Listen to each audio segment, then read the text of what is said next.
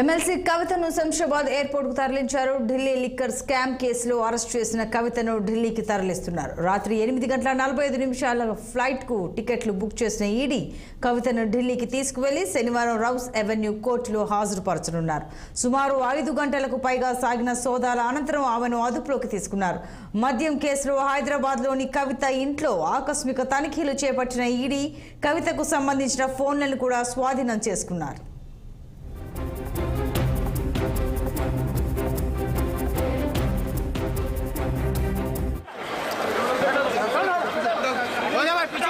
चलो यार हो गया आपको बोल के चलो यार साइड हो जाओ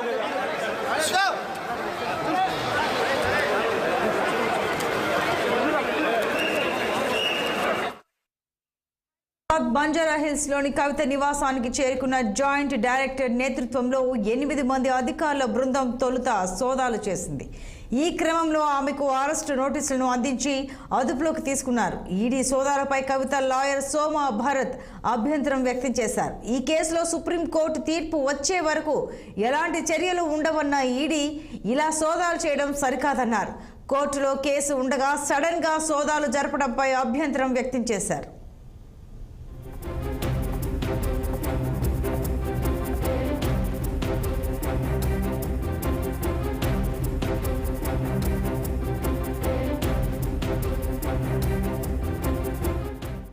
కవిత అరెస్టు విషయాన్ని ఈడీ ఉన్నతాధికారులు ధృవీకరించారు. ఇంట్లో నుంచి బయటికి వస్తుండగా బీఆర్ఎస్ శ్రేణులు, నేతలు, అభిమానులు నినాదాలు, ఈలలు, కేకలతో హోరెత్తించారు. దీంతో ఈ అరెస్టు వ్యవహారంపై కవిత వాహనంలోకి ఎక్కి 2 వేలతో విక్టరీ సంకేతాన్ని చూపించారు.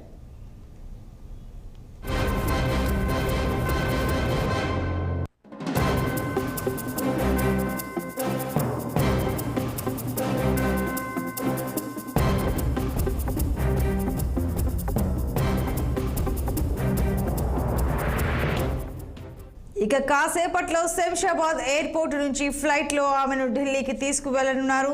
శనివారం రౌస్ అవెన్యూ కోర్టులో ప్రవేశపెట్టనున్నారు.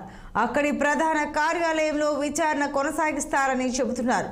ఢిల్లీకి తరలించి మరింత సమాచారాన్ని సేకరించాలనే ఉద్దేశంతోనే ఈడీ అధికారులు ఉన్నారు.